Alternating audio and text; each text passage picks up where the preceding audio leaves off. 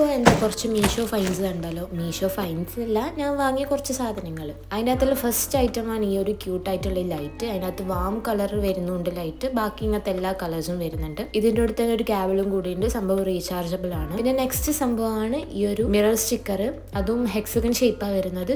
6 ഉണ്ടാകുന്നുണ്ട് അതിൻ്റെ അകത്ത്. ഞാൻ അതിൻ്റെ അകത്ത് കാണിക്കുന്ന എല്ലാ സാധനവും നല്ല അഫോർഡബിൾ റേറ്റിലുള്ള. നെക്സ്റ്റ് സംഭവമാണ് ഈ ഒരു ഗ്ലൂഗണിൻ്റെ ഈ ഒരു സെറ്റ്. അതിൻ്റെ അകത്ത് വരുന്നത് ഈ ഒരു പൗച്ച് ഉണ്ട്, പിന്നെ ഈ ഒരു ഗ്ലൂഗൺ വരുന്നുണ്ട്. പിന്നെ എനിക്ക് ഏറ്റവും ഇഷ്ടപ്പെട്ട ഒരു സംഭവമാണ് ഈ ഒരു ഓട്ടോമാറ്റിക് കട്ടർ. നല്ല ക്യൂട്ടായിട്ടുള്ള 10 ഗ്ലൂഗണിൻ്റെ സ്റ്റിക്കും ഉണ്ട്, പിന്നെ ഗ്ലൂഗണിൻ്റെ ഒരു സ്റ്റാൻഡും ഉണ്ട് അതിൻ്റെ അകത്ത്.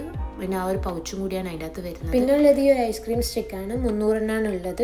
അപ്പോൾ ഈ ക്രാഫ്റ്റെല്ലാം ചെയ്യാൻ ഇഷ്ടപ്പെടുന്ന ആൾക്കാർക്കാണെങ്കിൽ അത്യാവശ്യം നല്ല അഫോർഡബിൾ പ്രൈസ് തന്നെയുള്ളത് നമ്മൾ സാധാരണ വാങ്ങുന്നതിന്. പിന്നെ ഉള്ളതാണ് ഈ ഒരു അടിപൊളി നമ്മൾ പിൻട്രസ്റ്റിലെല്ലാം കാണുന്ന ടൈപ്പ് ഓഫ് കാൻഡിൽസ്. അതിനകത്ത് 200 സംതിങ്ങിനോ 100 സംതിങ്ങിനെങ്ങാനും 4 കാൻഡിൽസ് കിട്ടുന്നുണ്ട്, 2 വൈറ്റും 2 പിങ്കും. പിന്നെ ഈ ബോളിലുള്ള ഒരു ടംബ്ലർ, പിന്നെ ഈ സ്ട്രോബെറീസ് എല്ലാം ആയിട്ടുള്ള ഒരു ബൗൾ. പിന്നെ ഈ ലീഫ് 4 സ്റ്റാൻഡ്സ് ആണ് വരുന്നത്.